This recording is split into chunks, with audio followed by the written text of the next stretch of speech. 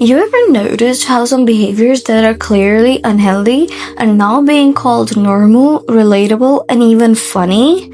Because lately, we didn't just normalize healing, we also quietly normalized some very toxic patterns, and the scary part, most people don't even realize they're doing it.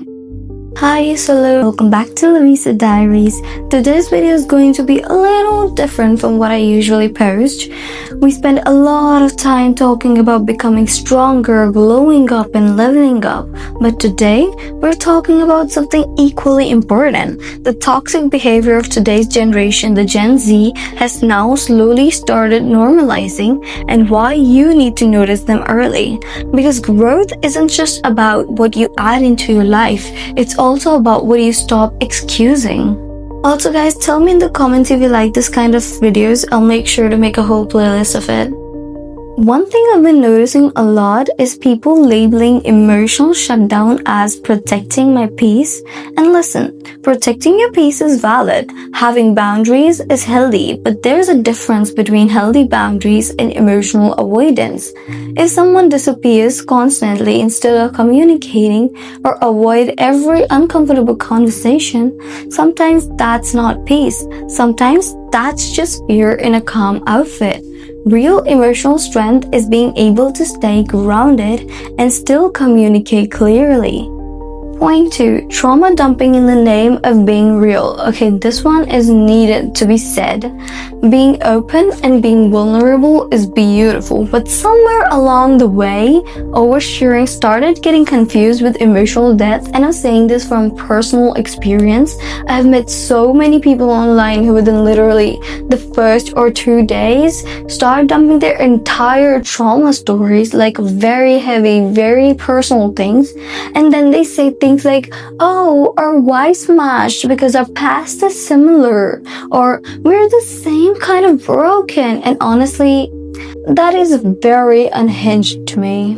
Like, not because their pain isn't valid, it is, but because trauma alone is not what builds healthy connections. Strong emotional connections is built through time, consistency, and mutual understanding, not just matching wounds. Emotionally aware people know that you don't have to reveal everything just to be genuine.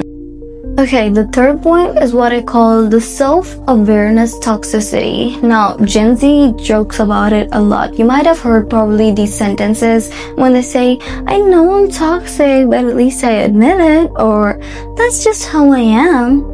And I'm going to be very honest here. I have had friends like this, people who proudly say this stuff like it's self-awareness, and every time I hear it, it feels so uncomfortable to me, like it's very toxic. Because self-awareness without change is just well-explained bad behavior. So I just want to say, if you guys are watching this video, that behavior is not growth, it's not edgy, it's not self-awareness in a way people think. It is unhealthy, and real growth is not just noticing your patterns, it is doing the uncomfortable work to outgrow them. Alright, now this point is another behavior that has become weirdly normalized, is testing people instead of communicating directly. You'll see things like replying dry on purpose, acting distant to see who chases, and posting indirect stories instead of saying what's wrong. And in the moment, it can feel powerful, but what it actually creates is confusion. Secure, emotionally mature energy looks very different. Confident people don't play guessing games. They observe, they communicate clearly, and if the energy feels off, they quietly adjust their distance. Right, this last one is subtle but important, mistaking emotional numbness for confidence.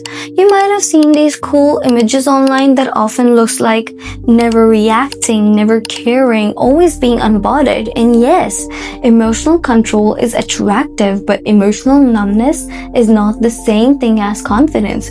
Real secure people can care deeply, feel fully, and still stay composed. You don't have to be cold to be powerful. At the end of the day, this video isn't about judging anyone. Most people are learning emotional maturity in real time, through patterns, through mistakes, through uncomfortable realizations.